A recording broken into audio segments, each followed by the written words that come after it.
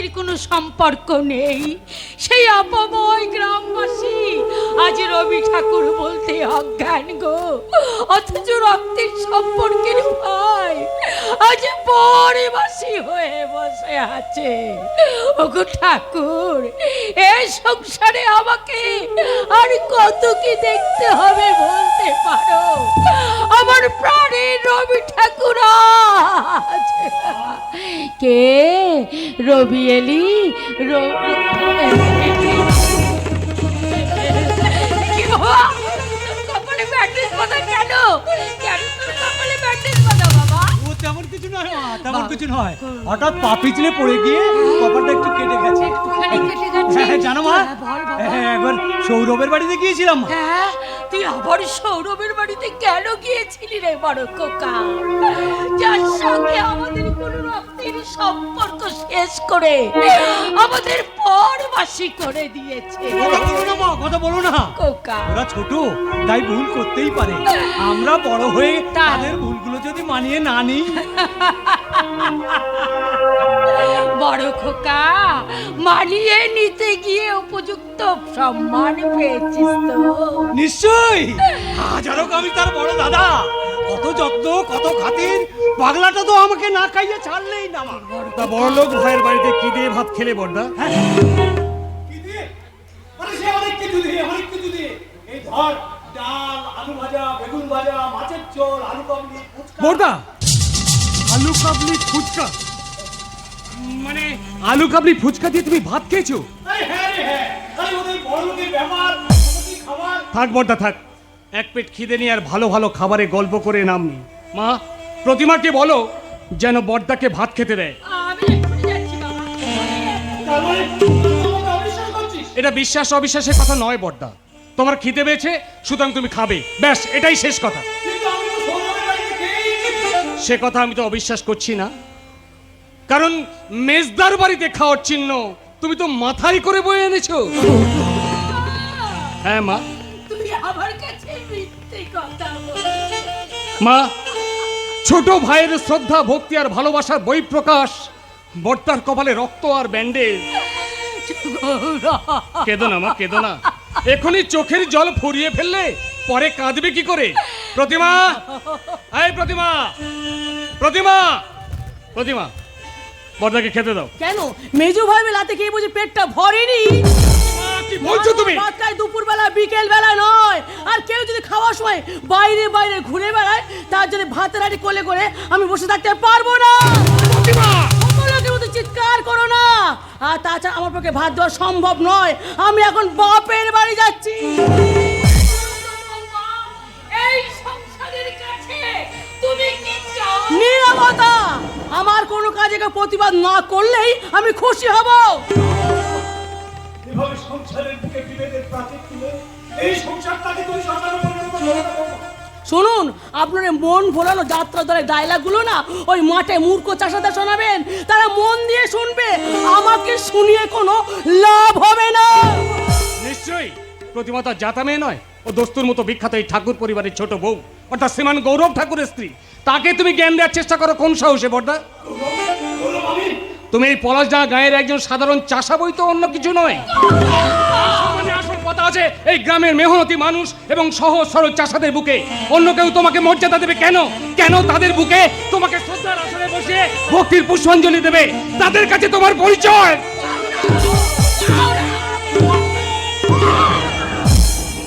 মা, মাগো, মারো মা, মারো, মারো, মারো। মাগো, আমার স্থানে ওরে বাবা, আমার দেবতা স্বরূপ অভুক্ত বড় দাদা, তাকে খেতে না দিয়ে আমার স্ত্রী কুরুচিপূর্ণ বাক্য যন্ত্রণায় তাকে ক্ষত বিক্ষত রক্তাক্ত করে দিচ্ছে। তার প্রতিবাদ করার ভাষা যে অমানুষ ভাইয়ের নেই, তার কাছ থেকে আর কি আশা করো বড়দা? তুমি কি বললে? সহ্য করো বড়দা, সহ্য করো। তোমার জন্য শ্রদ্ধা ভক্তির আসন পাতা আছে এই অগণিত মেহনতি মানুষের অন্তরে, কিন্তু যে কুকুরকে লাই দিয়ে তুমি মাথায় তুলে রেখেছো সেই কুকুরের কাছে তোমার মর্যাদার মূল্য কতটুকু? ভুল বললাম। তোমাকে কুকুর বললে ওই বাজারে ঘুরে থাকা কুকুরগুলো লজ্জায় মুখ ঢেকে নিচ্ছে। কুকুরটা বাড়িতে পুষে রেখেছো কেন? তার কামড়টা খাবে বলে। তাই তো খেয়ে চলেছি প্রতিমা। কারণ কাল নাগিনীকে যতই দুধ কলা খাওয়াও তার মুখ দিয়ে গরলি উঠবে, অমৃত নয়। তাহলে আমাকে আমার পথে চলতে দাও। তোমাদের কোনো কথা আমি কিছুতেই শুনবো না। কি বলছো তুমি? তুমি এখন নাও ধরে রাখতে যাচ্ছিলে, তাই না? ও আমার স্বামী, যদি দুটো ভুল কথা বলেই থাকি, ওর হয়ে আমি তোমার কাছে হাত জোড় করে দেবো। না, ওই গৌরব ঠাকুরকে আমি কিছুতেই ক্ষমা করব না। জায়গা পেলে না, শেষ পর্যন্ত একটা নরকের কৃমির কীটের কাছে। গৌরব ঠাকুর! বৌমা, তুমি ওর নাম ধরে ডাকলে। ও, বড় গায়ে লাগলো তাই না? যতই হোক রক্তের সম্পর্ক তো। কিন্তু বৌমা, আমি তো কোনোদিন তোমাদের দুজনকে আলাদা করে দেখিনি বৌমা। তাছাড়া এই সংসারে দুটো চঞ্চল পাখি, সুখ আর শাড়ি তোমরা দুজন, তোমাদের নিয়েই তো এই সংসারে হাসি গান আনন্দ। ভুলে যান বড়দা, ভুলে যান। আপনাদের মেয়ে কি ভালোবাসার টানে প্রতিমার কোনোদিন ফিরবে না। হাজার দুঃখ কষ্ট মনের মধ্যে চেপে রেখে মুক্ত বিহঙ্গির মতন সে আকাশে উড়ে বেড়াবে। এই সংসারে সে আর কোনোদিন ফিরবে না।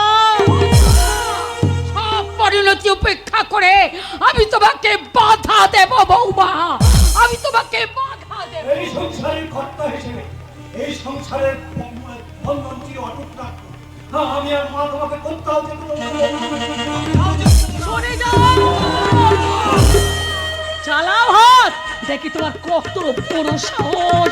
এটা তোমার জীবনে প্রথম ঝটকা গৌরব ঠাকুর, দ্বিতীয় ঝটকা আসছে তীব্র সুনামি হয়ে।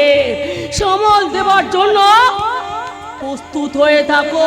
Understand, better understand.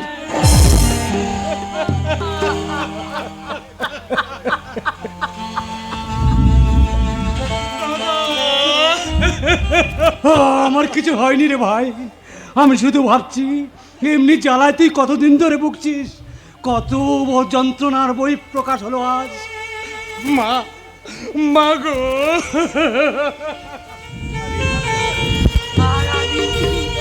আমি এই হাত দিয়ে তোকে মেরেছি খোকা, তাই এই অত্যাচারী অন্যায় করা হাতটা আজ আমি ভেঙে ফেলবো। না না না মা, না মা, না না না, তুমি এভাবে মেরো না মা, তুমি শত দুঃখ কষ্ট যন্ত্রণার মাঝে বাংলার বুকে এটাই তো চিরন্তন শাশ্বত ছবি।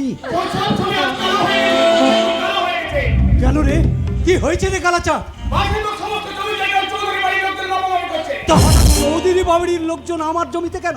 ওরা কইছে ওটা তুলে দিতে বাকি সমস্ত জমি জায়গা ভেঙে বাড়ি ওই চৌধুরী লোকদেরই গায়ে দিয়েছে। কালাচা, মাঠে সমস্ত চাষিরা জড়ো হয়েছে দাদা ঠাকুর, তুই শুধু একবার হুকুম দে, সালারের মেরে লাশ বানিয়ে দেবো লাশ। ঠিক আছে, আমিও দেখে নিচ্ছি কেমন করে ওরা আমাদের সম্পত্তি দখল নিতে পারে। এই বড়লা, এই নেবো, এই বল্টু, লাঠি বাড়ি আর সরকি নিয়ে বেরিয়ে আয়। চৌধুরী বাবুরা আমাদের সমস্ত সম্পত্তি দখল নিতে আসছে। চল চল কালাচা, চল চলো। পর্দা, ওদের কাজ ওদের করতে দে ভাই। পর্দা, যাদের নিজেদের সংসারে ঠিক নেই তাদের অন্যের উপর খবরদারি করা উচিত নয় রে ভাই। পর্দা, তাছাড়া তাছাড়া আমাদের সংসারের ভিতটাই যে আজ আলগা হয়ে গেছে রে ভাই, আলগা হয়ে গেছে। তাই তো শ্মশান হয়ে যেতে বসেছে এই ঠাকুর বংশের সংসার মন্দির। এই ঠাকুর বংশের সংসার মন্দির আজ শ্মশান হয়ে যেতে বসেছে রে ভাই, শ্মশান হয়ে যেতে বসেছে। সেই সংসার মন্দিরে দাঁড়িয়ে থাকা এক ভিখারিকে আপনি তাড়িয়ে দেবেন না। এই সংসার দুয়ারে কেউ এসে কোনোদিন ফিরে যায়নি, কিন্তু কে তুমি মা? চিনতে পারছো না মা, চিনতে পারছো না?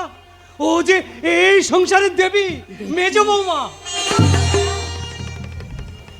আমি দেবী হতে চাই না বর্তা, আমি এই মন্দিরে এক কোণে পড়ে থাকা দেবদাসী হয়ে নিজে না খেয়ে সবাইকে খাইয়াতে চাই বর্তা। দেবেন দেবেন মা এইটুকু অধিকার। অধিকার দিতে হবে কেন মা? অধিকার তুমি নিজেই গড়ে তুলে নেবে। মা মা গো! ওঠো, এবারে লক্ষ্মীর ডালাটা তুমি নিজেই সাজিয়ে তুলো কেন? মা! তুমি যে এবারে লক্ষ্মী মা। মা! বর্দা, বর্দা, আপনি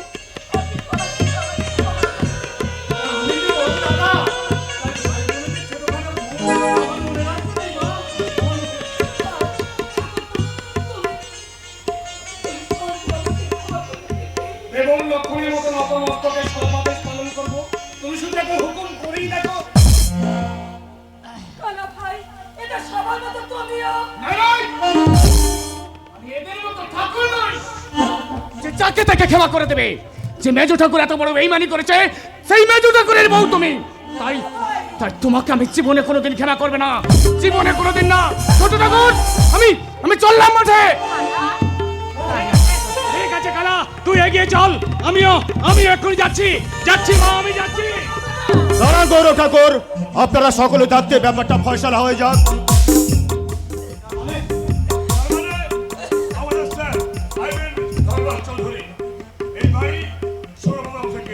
এবং সেই জায়গায় গড়ে উঠবে আমাদের স্যার আইমিন ধর্মদাস চৌধুরীর বাংলা মদের কারখানা। আপনি নিজে দাঁড়িয়ে থেকে আমাদের জীবনে করে বলো। আইন তো তার বিষয়ের মধ্যে চলবে।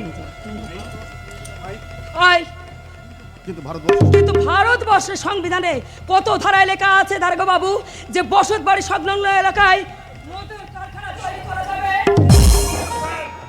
ধর্মদাস চৌধুরী বাংলা মদের লাইসেন্স পেয়েছে, তাই আমরা হ্যাঁ, লাইসেন্স তিনি পেয়েছেন, কিন্তু বসত বাড়িতে মদ তৈরি করার জন্য নয়। কোনো কিন্তু নয়।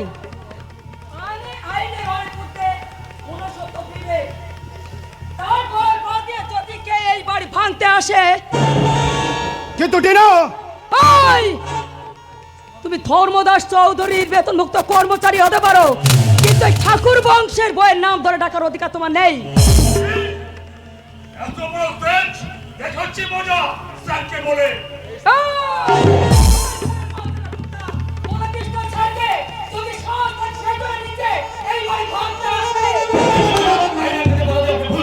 না, কোনো ভুল আমি করিনি। আইনের অনেকগুলো দিক থাকে, সেইগুলো খতিয়ে দেখে সবে সেই কাজে সাহায্য করবে, তার আগে নয়। ও ব্যাস, আমরা চলে যাচ্ছি। তবে যাওয়ার সময় একটা কথা বলে যাচ্ছে টিনা, আপনার কিন্তু এবারের অতি বার কিন্তু পতন ডেকে নিয়ে আসবে। সৌরভ ঠাকুর আই যা করুক, বইয়ের এই তাড়ামশে কিছুতেই সহ্য করবে না। এই ছোটন, চলে আসুন স্যার, চলে আসুন। সত্যি বাবা, সত্যি তুমি এই ঠাকুর বংশের জাগ্রত লক্ষ্মী প্রতিভা। না বর্তা না, আমি দেবী হতে চাই না বর্তা। এই সংসারের দেবী তো তার নিজের আসনে বসে আছেন। তাই আসুন মা। চলো বৌদি, তোমাকে এবারে লক্ষ্মীর আসনে বসিয়ে আমরা পুজো করি। আসুন বর্তা। ঠাকুর না ঠাকুর, আমি দেবী হতে চাই না, দেবী তার নিজের আসনে বসে আছে।